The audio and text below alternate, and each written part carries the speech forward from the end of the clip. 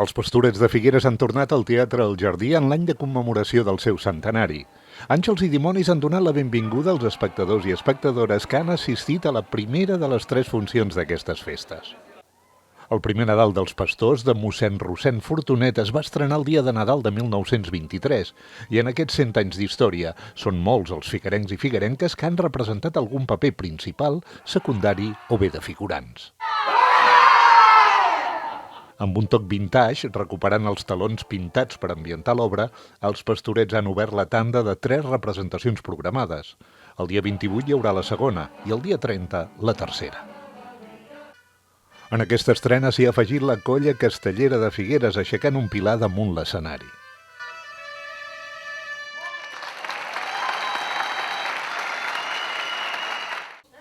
També per aquesta funció s'ha recuperat l'escena d'Herodes.